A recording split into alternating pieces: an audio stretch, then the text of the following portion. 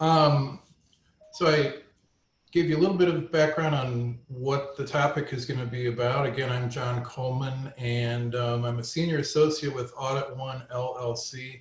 We're a firm that really is primarily focused on providing audit and consulting services to the financial services industry, mostly on the West Coast. We have a sister company that also does SSAE 18 reviews for service providers. This is my second go around with the firm. I joined them again about 2 years ago when the bank that I was working for was acquired. I was the CIO of a bank here in Los Angeles called Grand Point Bank for, gosh, it was about 6.5 years, and was with AuditOne a bit before that, and prior to that have had positions in other banks and financial companies as either IT director or CIO. Although I did start out in auditing, which I always tell people is a great foundation for kind of getting into any aspect of a business, because it gives you a real appreciation and regard for internal controls and the importance of securing the business that you work with. So vendors, gosh, there's people use them in all sizes of businesses. In fact, smaller businesses are heavily dependent on vendors for services. And why am I not advancing here? Come on. See here. There we go. Yeah, so they enable us to offer world-class products and services. In the case of banks like American Business Bank and Grand Point, where I was, we can compete with the biggest and the best. So we primarily were and are focused on commercial banking, and some of them are pretty good-sized businesses, and they need to have full business banking services. They're doing wires, they're doing ACH. So we wouldn't be able to offer that without having a very vibrant marketplace of vendors that provide core processing systems, ancillary applications, compliance products, you name it. There are all sorts of things that banks of all sizes use. And of course, using vendors allows you to really focus on your core competencies. If you're a bank, you're not, a utility company, you're really not good at IT. Even if you're big, you can get very good at it, but you usually can't do everything, so you have to outsource some of it. With vendors, you can streamline your operations. You can, outsource whole back office processes, call centers, that sort of thing. And finally, you can have all of the benefits of scale without having to do it yourself. But obviously with vendors, there can be downsides. Number one being that you do lose control of your business to a degree. It's in somebody else's hands. Also, the business is not happening where you can just walk out onto the floor and see what's going on and talk to people and get under the covers. It's somebody else's operation. Also, the vendor is always going to be loyal to their own business first. Yes, you're a customer. Yes, they're going to have a strong loyalty to you, but they're always going to put their interests first.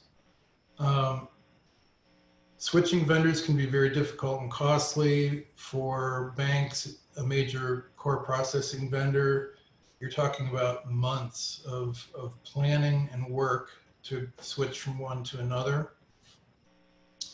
And of course, with vendor-based services, it's real easy to see the bill go up, but it's very difficult to have it go down. It's quite often that a monthly fee will be based on some benchmark, and there are provisions for costs going up thereafter, but not really provisions to make the costs go down. Also, and this is really what we're most concerned with today, vendors introduce important new business risks for companies.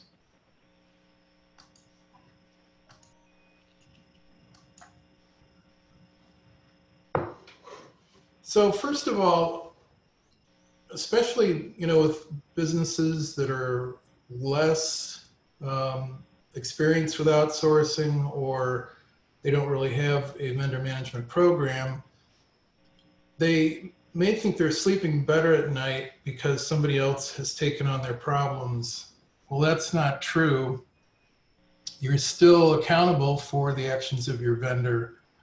You can be legally liable, certainly financially liable, and regulatory-wise, you can be accountable as well. The degree of risk can vary greatly based on the type of vendor. Some very low risks would be office suppliers, caterers, that sort of thing. High risk transaction processors, managed service providers. And when you increase the use of vendors, it means you're getting yourself in deeper into this whole area of needing to manage them.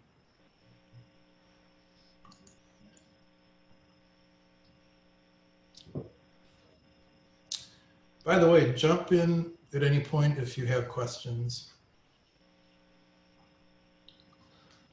So all businesses have a duty to protect their assets, whether it's your customers, your employees, your tangible assets, or even your intangible ones like your brand and reputation, and then of course your the shareholders or business owners. Vendors and the consequences associated with vendors can cause harm to any of these.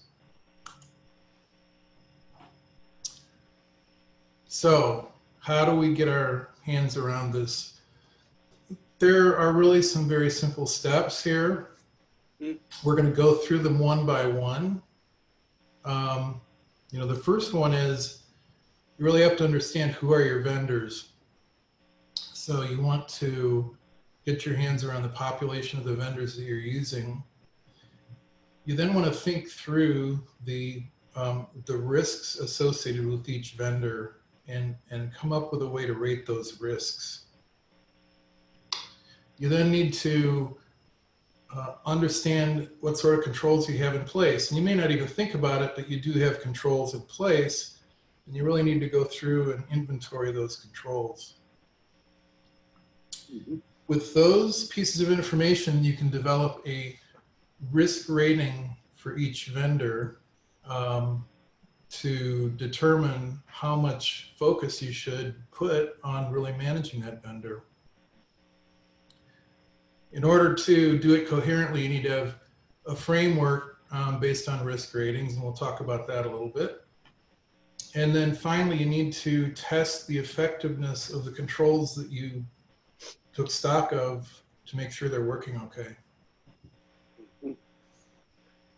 I guess before you go on to that, John, if I could just ask a question, maybe go back to that slide. I mean, it looks like what you've got there isn't a way of analyzing just the business, the vendor risk, I mean, the accounting and assessing the rate and so on, but it's actually a framework that you could use. It's as if this framework is much more general than what you than the particular application you're talking about putting it to use here. Is that right? Yeah, you're absolutely right. You can. This is really just a way of thinking about things in an organized manner to, identify potential gotchas. Where are you at risk in your business? It could be with vendors. It could be with just your information assets.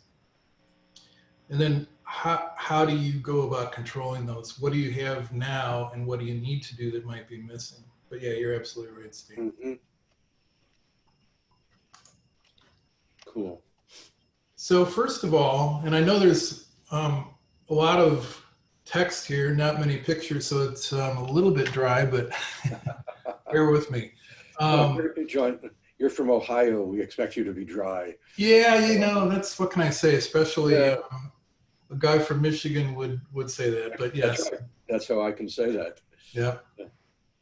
So anyway, the first step here, accounting for your vendors.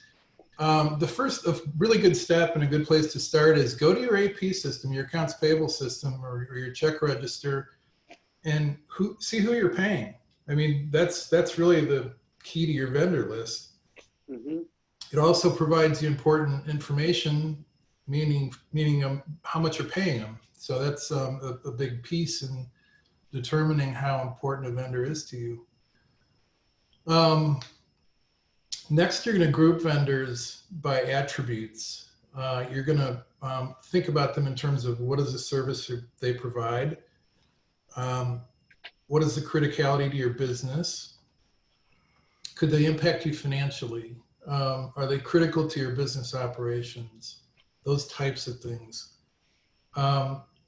Next, very important one, do they process or store information about your customers?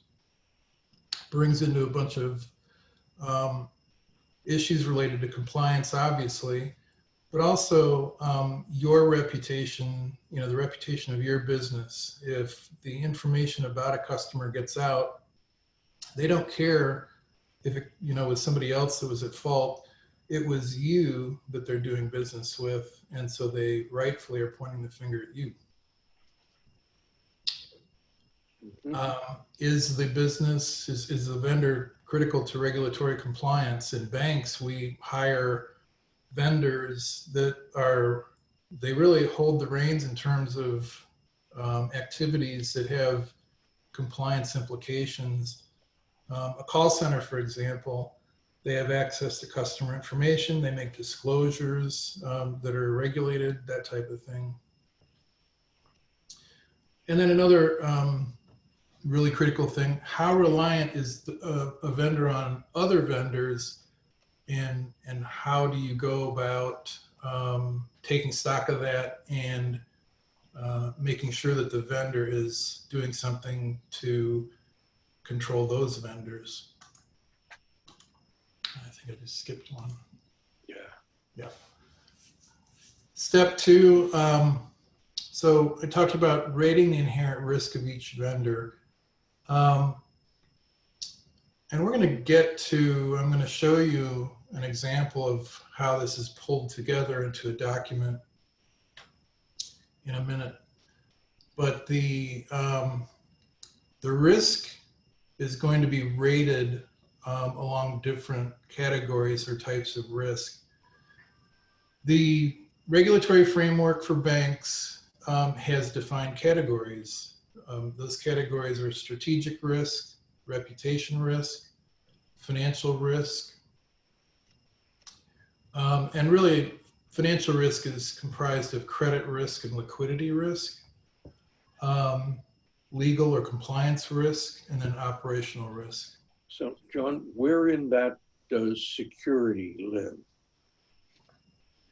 I mean, we think of security as a risk reduction, risk operations thing. So, yeah, see, it lives across all of them. Because when you think about things from a consequence standpoint, the consequences are these buckets here. So if you have, and we can, you know, say a real technical problem, for example, a data center outage. Well, if you're down long enough, it's going to obviously be an operational risk if it's, you know, broad and long lasting. If it, again, lasts long enough, it can damage your reputation as a business, and then it can certainly damage you financially. So that's why, you know, you look at the collective types of things that can happen from a vendor to see, is it just one type of risk or is it broad? And how deep is the risk in each of those buckets? So excuse me if I just, again, and I just, when I see that, I start thinking like, okay, so ransomware. So a ransomware attack would be strategic, reputation, financial, legal, and operational? Yeah, it could be. I don't know that strategic,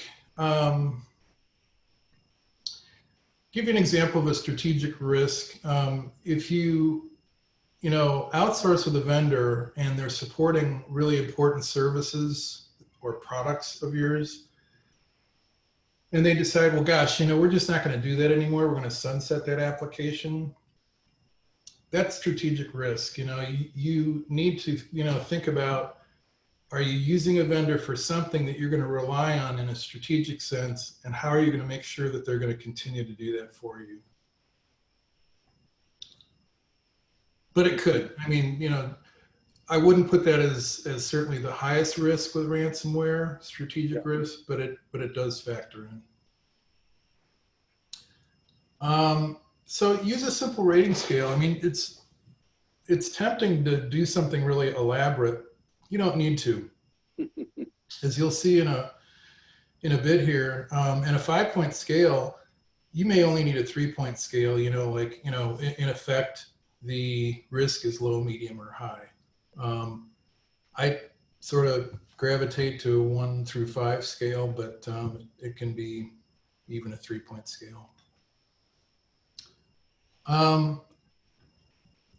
So we then use the information attributes we gathered in the first step as a basis for developing the risk ratings. So for example, and I talked about this before as an example, a vendor that handles customer service calls for a bank should be rated as having very high inherent risk in the area of legal or compliance, because they do handle your customers' private information and they have to comply with regulations, all sorts of regulations, really. So once you've sort of gone through this process for, let's say, vendor A, you develop an overall risk rating by taking each of these buckets of risk and saying, okay, overall, what does this all add up to? It could be a numeric. You could do it as a simple average of the risk ratings. You often, in thinking it through, decide to put maybe a little more weight on something or other. Perhaps the higher the risk in any one category, that should maybe carry a little bit more weight in terms of the overall risk, those types of things. But again, those types of things are fine tuning, and you can do that as you get better. Next, you have to identify your controls. So going through, and these are just examples here, controls to mitigate strategic risk might be a business plan, a strategic plan. Having organized meetings and committees and a board and that sort of thing, those are strategic. Having policies, having, and this is what we were talking about, Stan, having the vendor guarantee to you that they'll continue supporting your products and services. So those are controls that are not inherently security controls. Like I would envision a control, it's like what we do, asking the vendor to make sure they have, what is their information security program, reviewing their policies, reviewing their training, and so on. Where do those kinds of controls fit in? So those are there. This here is looking at your controls internally. Oh, our controls, not the vendor's controls. Correct, yeah. Ah. Yeah, so what you're going to do when you do get to the point where you are making decisions about the vendor, that's part of your due diligence process, and making sure that they don't have weaknesses like that. So yeah, so think about it from the standpoint of it's up to me to control this risk. So what do I have in place? When you get into the discussion of like operational controls, you would say, okay, I have a firewall. So if something happens at the vendor and somebody tries to gain access through that connection, I can, I have measures to limit the risk of that. Mm-hmm.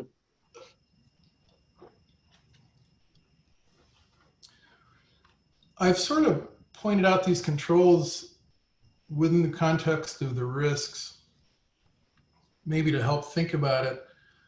You could just as easily go through and just think about controls in your company along any organized process. Mm-hmm. This helps. The important point here is that a control can apply to many, not many, but to more than one risk. You can have, for example, policies which obviously have operational implications, that type of thing. Yeah. Now we're getting to something that is starting to We're pull us together here. Yeah. So here's what the development of the residual risk rating for a vendor would look like. And we'll just sort of go across this table of information here. So we identified our vendors, and I've picked out 3 here that would be very common to a bank. Fiserv is a major processor for banks, and they do not just core processing, they do a whole host of other stuff, but I'm indicating here that we use them for core processing. The attributes, and this is just sort of a small list here, but the services provided are mission critical. The financial impact of the vendor could be substantial. They store or process confidential information. They have to comply with bank regulations because they're involved in activities that are regulated. Your activities, not necessarily theirs. And here's, they are critical to information security. So they've essentially extended the boundaries of your organization in a very real sense. Their infrastructure is now considered, in effect, part of your infrastructure. Mm-hmm. Legal impact could be substantial. They have heavy reliance on downstream service providers, and then services cannot be easily substituted. These are all real, these are bread and butter, types of things that you think about when it comes to what do vendors do. So for each of these vendors, we've just sort of, looked at this and said, okay, which of these attributes really apply to these vendors? Well, Fiserv, all of these apply. A managed network services provider, and you could potentially argue for all of them. I've opted, and remember, the important thing here is this is more art than science. So there's no one right way to do it. And the choice of these attributes or the ratings or even how you list your controls is something that, you have to perhaps defend at some point, but the key is that you're doing it and it is defensible. And then finally, the law firm Gibson Dunn, 4 of them apply, I said. Now we go to the risk ratings when we factor in, okay, here's what these people do. Here are the critical attributes. And I've decided, well, Fiserv definitely is a 5 across the board. CSI is, has high risk ratings generally. I said a little bit less in terms of financial. They don't directly process my transactions. They are making sure that the connections are up and that the devices are running and that sort of thing. But they are not actually doing the business per se. So they're kind of a half and half, if you will. So I said a 3. Legal, they can certainly introduce legal risk if there's penetration of the network or anything like that. And then operationally, they're extremely critical because they are keeping my connections active and my servers up and all that stuff. So the inherent risk rating here, I believe this is based on a template, and I think this is just a simple average rating. Yeah, I was doing the math as you were talking. And it's, yeah. You knew that PhD in math would come in handy for something, right? Well, I only looked at the Gibson done and said, yeah, that looks about right. So I didn't actually do the math. But the others, the math is pretty easy. Add them up, divide by 5. Yeah, my dog can almost do that. Yeah. Now the controls. Here's an example of what we developed in terms of a control list. We talked about that before. So these controls, how do they come into play in terms of mitigating these risks? Which ones apply? So very much like the attributes, we've made that determination and listed them here. And then we sort of, and this is sort of the more art than science part. You have to take that information and go from an inherent risk rating to what we call a residual or mitigated risk rating.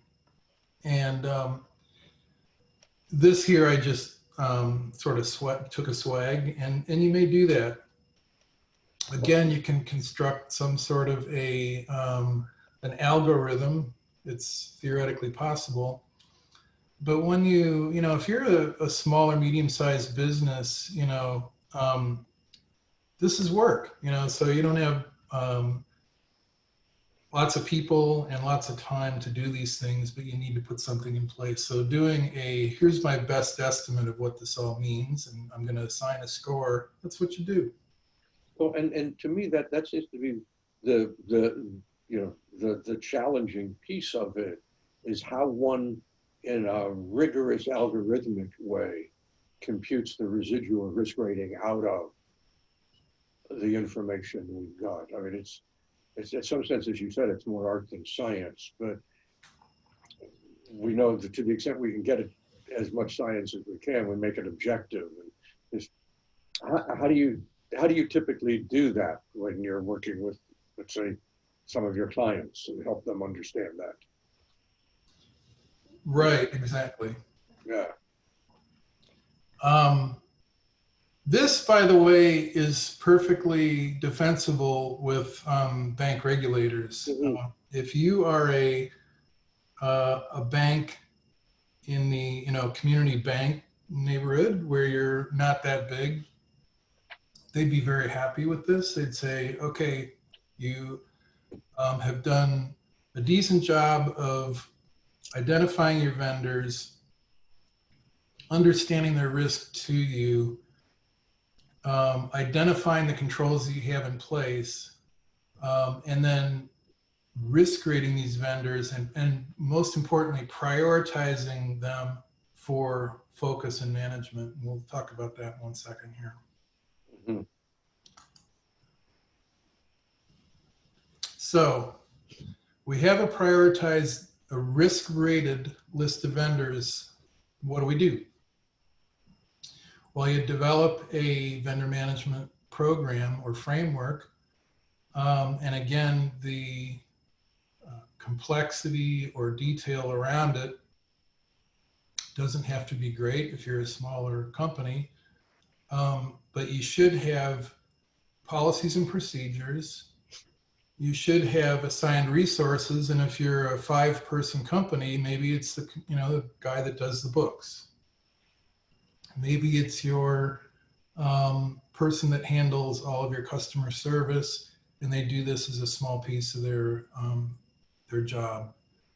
And bear in mind, this typically gets updated on an annual basis, or for new vendors that come on board, which again, for a smaller company, probably isn't going to be very often. So it's something that you have to carve out a little bit of time to do to make sure that it doesn't get stale on you. But in any event, going back to the idea of having accountability for it, that's important. And then oversight for it. It can't be one person doing this in a vacuum. There needs to be, some accountability to somebody else. So here I'm talking about providing regular reporting to a steering committee. It could be just meeting with the owner and going over it and saying, here's what I've done, what do you think? It could be, maybe you have an insurance professional that you use, and they're certainly going to be interested in this because it's going to potentially have a bearing on the insurance rates that you pay if you can demonstrate that you are really on top of this stuff. So they might look at this and say, yeah, that looks reasonable to me. Or maybe you do it with all of them. For larger organizations, you really need to have involvement in all areas of the company, and not so much in putting together the risk assessment initially, but certainly in terms of the ongoing management of vendor risk. If you are sitting in the compliance department and you're coordinating all this, well, you're divorced from the day-to-day activities of somebody that's doing, let's say, loan payoffs, or that is, doing some other activity, let's say, a managed service provider. So you need to have the people who are really dealing with that vendor be part of the oversight in that vendor management process. And then you need to think about the framework in terms of the life cycle of vendor relationships, going from the inception of a vendor relationship where you're, looking at potential vendors to do business with, selecting a vendor, putting a contract in place, living through that whole process of being, working with that vendor and having that relationship in place, to eventually that relationship may come to an end. And how do you, what is your process for managing the end of life for that vendor? And goes without saying, the structure and formality of the program must be tailored to the size of your business. So back on step 4, we talked about developing an overall residual risk rating to rate the adequacy of controls. And I put a couple of words in, to rate the adequacy. Well, you're really at that point, you were rating the perceived adequacy.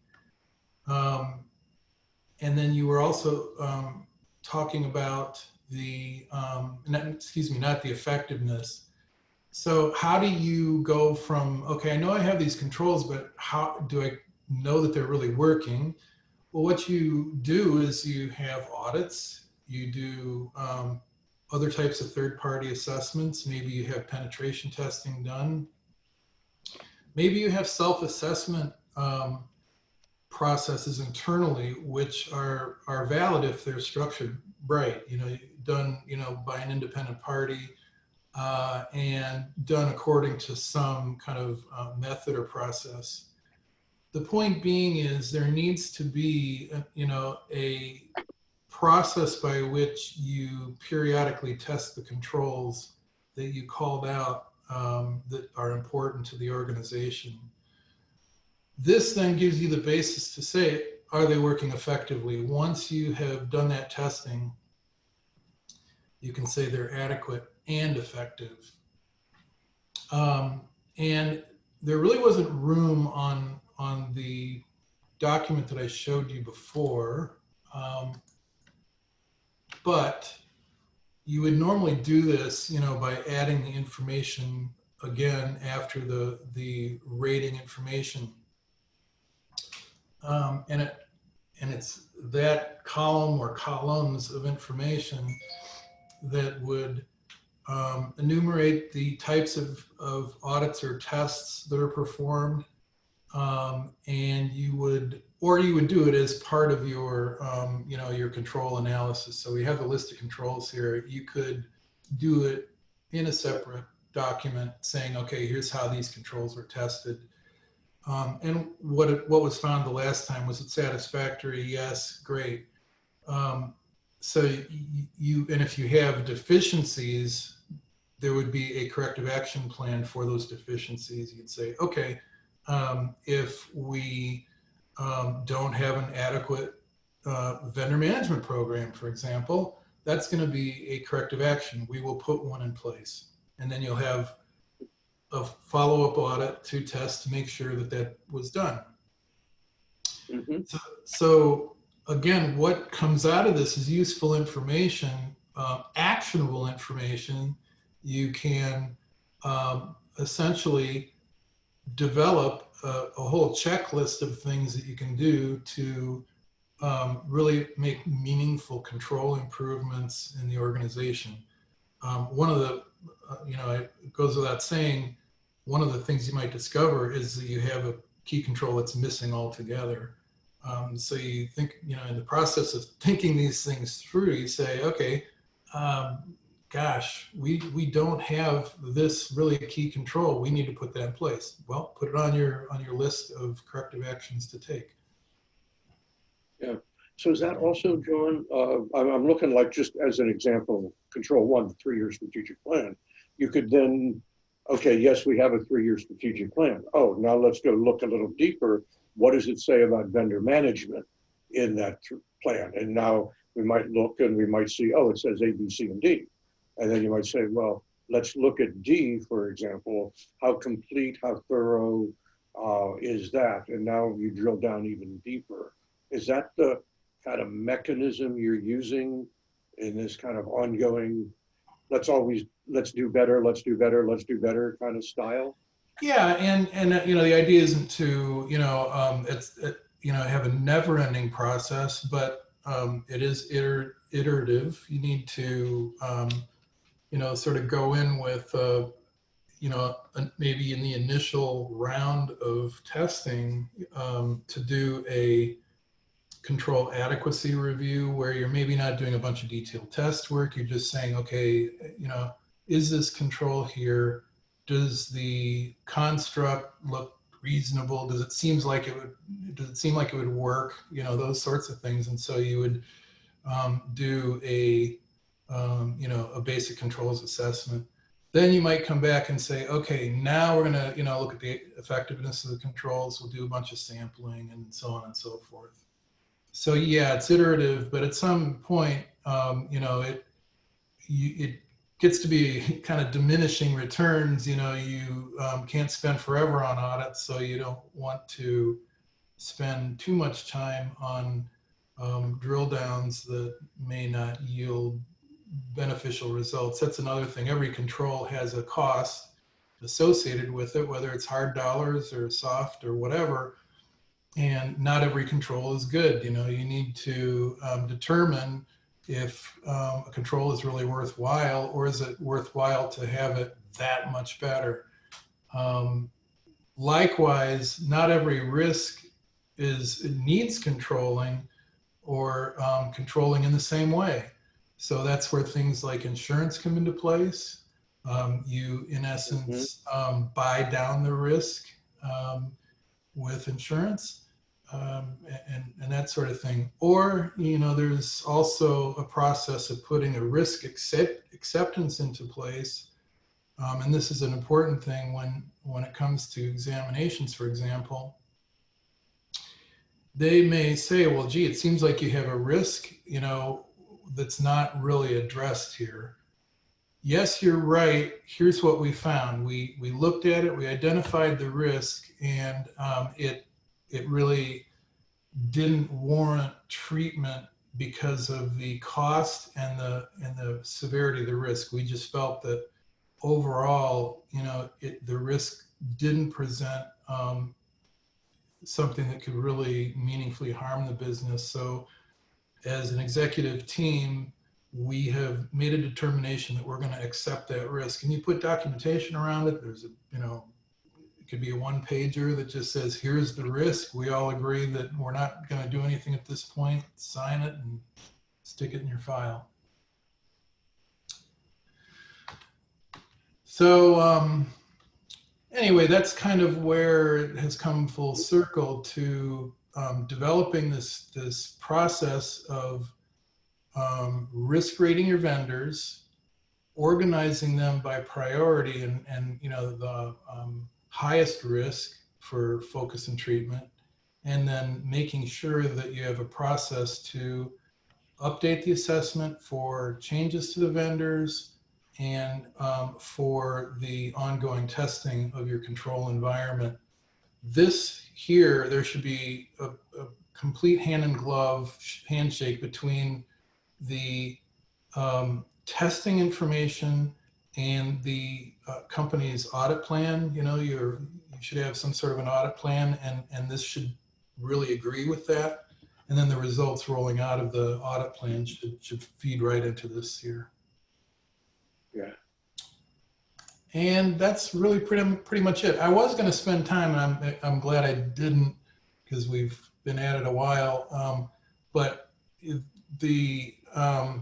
there's a whole bunch to talk about in terms of the components of a vendor management program, and how can you really effectively control a vendor that you aren't in the same building with, and that you have limited rights to affect and that sort of thing. And there are meaningful ways in which you can manage that vendor and your relationship with them.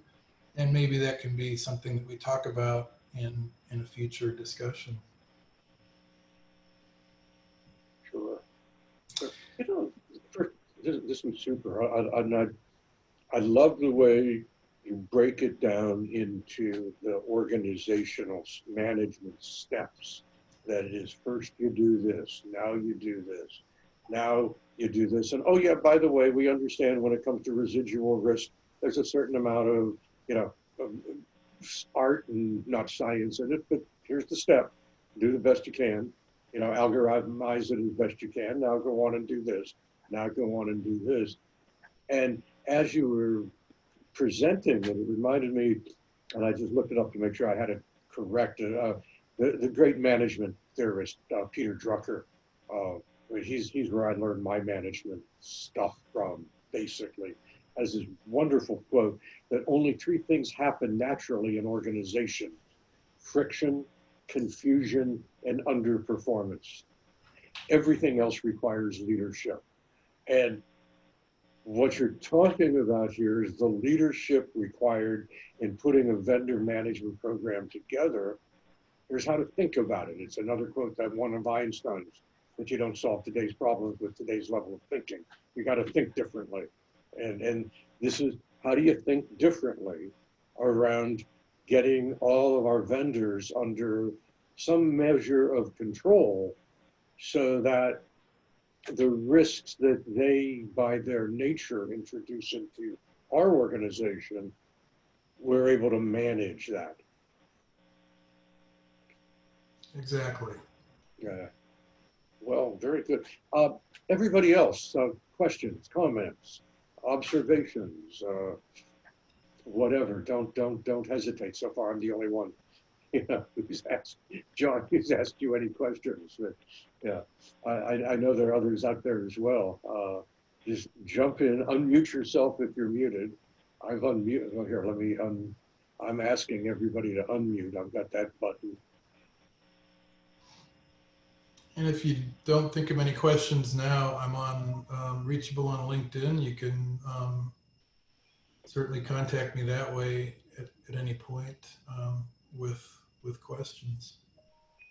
Sure. Thank you. This was really valuable. I don't have questions right now, but I would definitely be interested in going to the next steps and learning how to rein in the vendors and maybe learn more about a particular program for that. I mean, we have, even though we're a small to medium business, we have a lot of vendors that we do deal with that deal with a lot of our sensitive information. I'd be very curious to use these tools to rate them and see where we're at and see what kind of reports they might have or how we can assess them better. I'm really glad this has potential value for you, and it's actually a pretty interesting process to go through, and I would just encourage you to find an ally in your organization that also it has similar concerns. It might be somebody that has responsibility for the legal affairs of your company. It could be a controller, could be a head of operations. Those people are often thinking in terms of being responsible for the the mechanics and the risk and all that stuff. And so it can be a very fruitful dialogue to get together and say, gosh, here's what we can start with, what do you think? And, you can come up with your own ways of really improving it or adapting it, over to your business. The other thing to mention here is there's a whole cottage industry that's developed around this, and it's now possible to bring in, risk assessment experts that are especially focused on, vendor risk assessments as well as other types of risk assessments, maybe an IT risk assessment. And, they will facilitate everything, and they will have, good documentation, and everything will look, very much structured. So that's another way of doing it, is to, bring in a facilitator to help with that. I know we've got KPMG on the line with us here, so they clearly do this kind of stuff. I'm sure quite a bit. I'm not sure if Miller Kaplan is doing it. I do it in my private consulting work that I do. So there are many options for that. Yeah. Great. Yeah. And again, it is one of the things that we do as well. A lot of the managed security service providers, if they live up above the technology infrastructure, they would do that. You mentioned KPMG, any of the big four, some of the other like big six accounting firms will have practices in that space as well. There's no dearth of companies to help you. The main thing, the one thing you can't outsource, if you will, is the leadership. That has to come from inside. There has to be that commitment on the part of the inside folks, management specifically, that, yeah, we're going to do this. We're going to put the plan in place, implement it, continue to improve it. All the things that John, you talked about right here. That's got to come from the inside. That commitment. Any other comments or questions or thoughts or whatever? A good point, Seth. Yeah. Great. Well, thank you all very much. Appreciate taking your time, having the opportunity to take your time to talk about this. And like I said, feel free to contact me. Cool. Okay, well, I'm going to stop your screen sharing, and I'm going to go back to mine. Are you seeing the slide that says upcoming webinars, roundtables, and happy hours?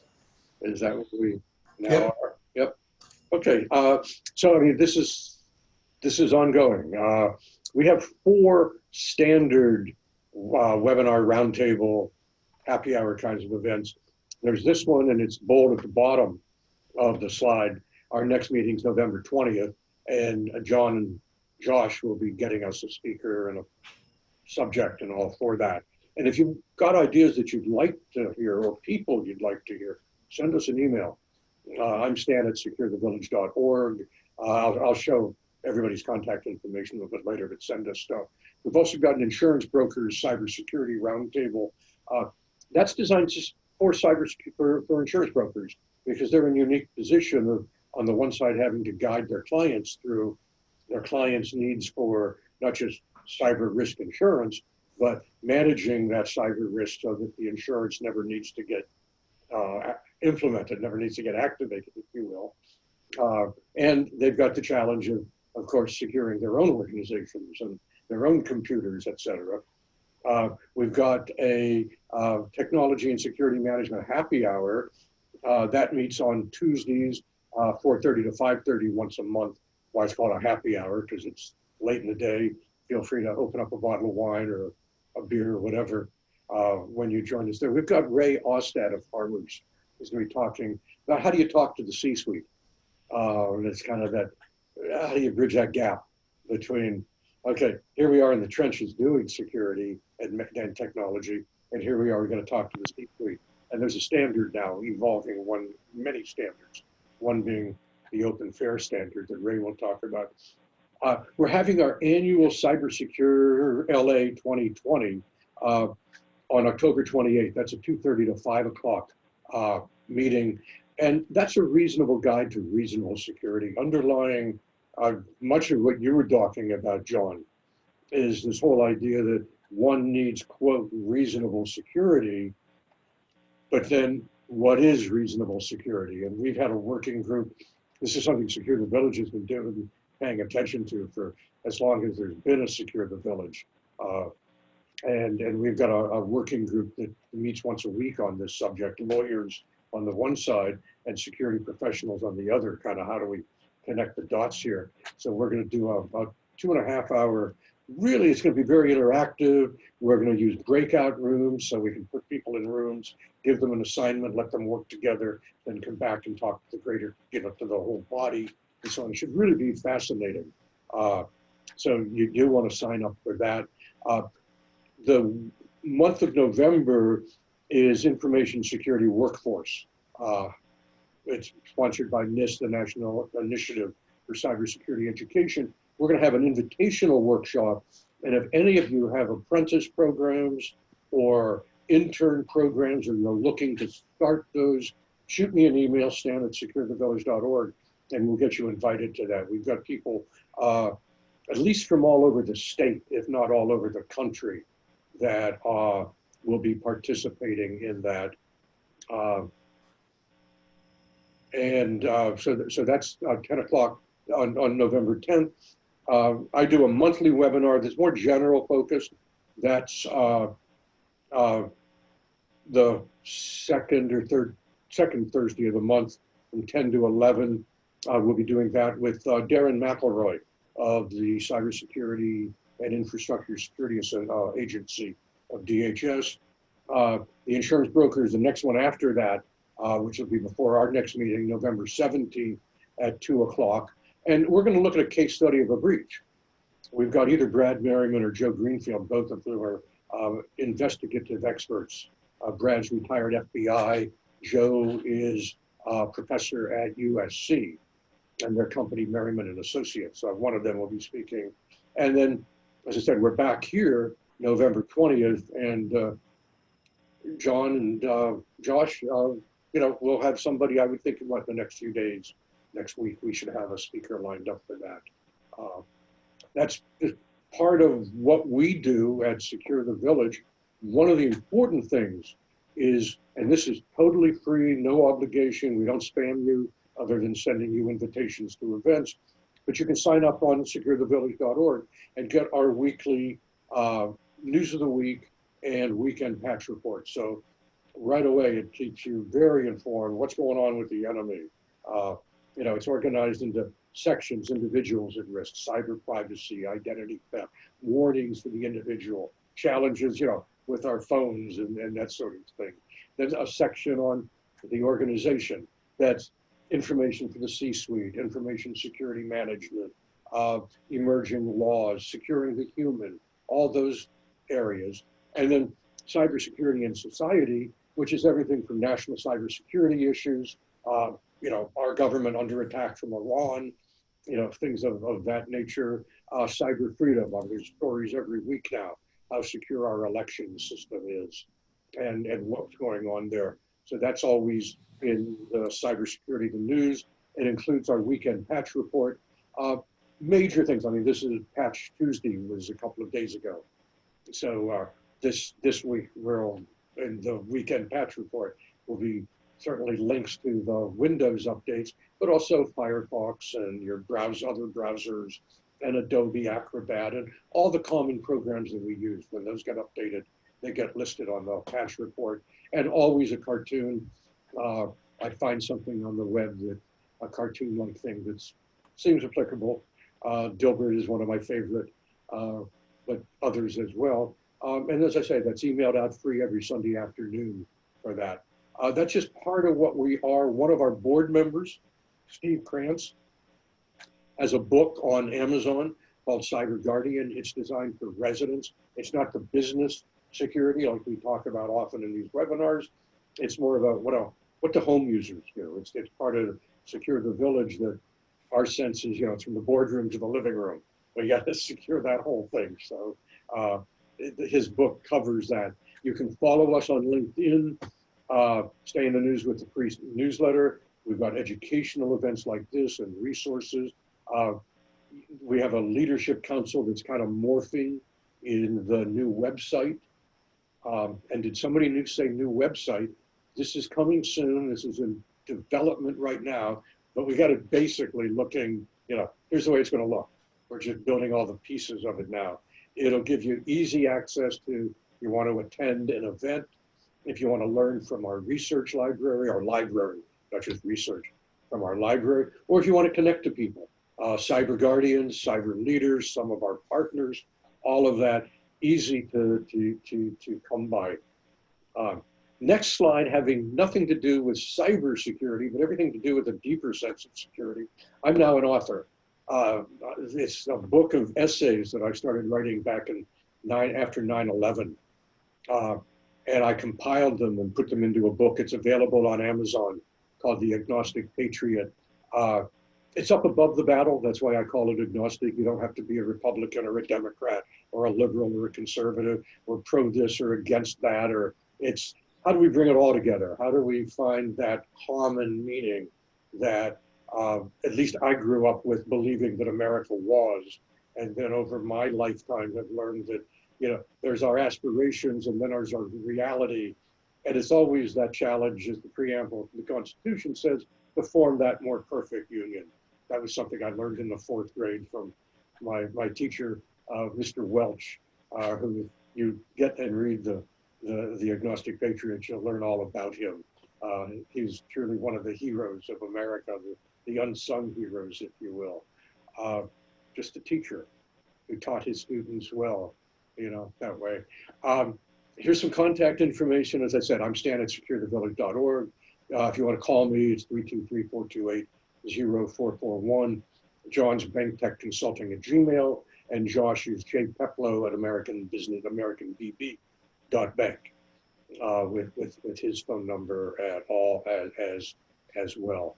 I want to leave you with one of my favorite quotes.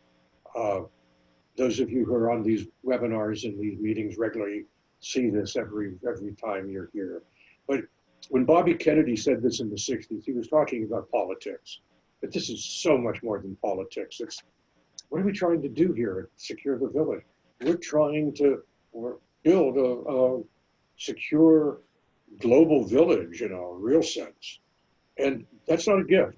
That's going to happen because of people like you getting involved, sharing what you know, learning from each other, building community. We've built the new website to make that easier to do. And in some sense, Secure the Village wants to be that catalyst that leverage that lets us achieve a cyber secure global village. I mean, that's kind of where we're headed. So any final thoughts before we kind of call it a day? Thank you as always for everything you guys do. I really appreciate it. Oh, thank you back. Somebody once said it takes a village, Michael. And, you know, thanks for a secure village. There you go. Yeah, no, it's Correct. all, yeah. The thing about a network with lots of nodes on it, it has no center. Each node is its own, becomes its own center that way. So, you know, it's all, we're the village that way.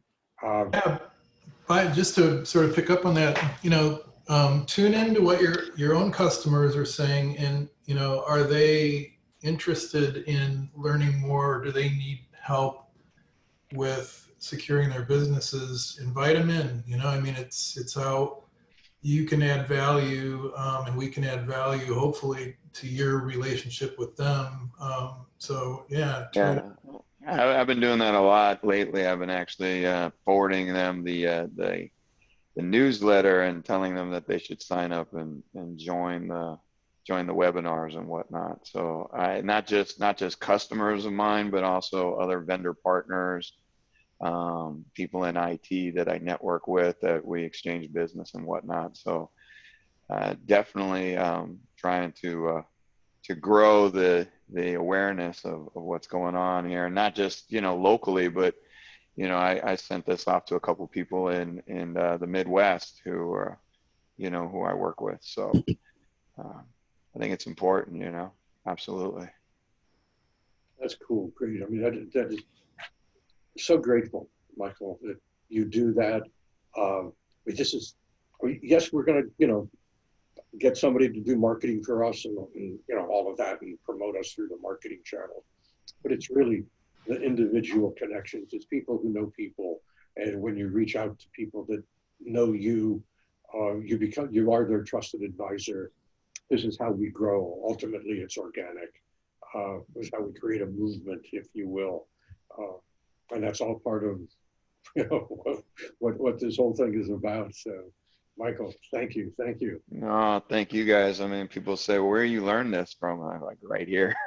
So, I mean, I have other areas, obviously, where I'm educated through my company and on the systems and the processes and the different things that we offer. But when you talk about how it impacts the community, how it impacts financial institutions, you know, when you listen to the FBI and the LA District Attorney talk about things, when you listen to other stuff, then yes, it goes beyond, you know, gives you that added knowledge of what's out there.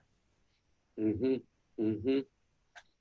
Yeah, it's the village, you know, that way. Any other final thoughts, Josh? You want to say something? John, you're the two hosts of this. I don't think so. Like you said, we're busy lining up a speaker for next month, and hope to have that shortly. I don't know, Josh, anything?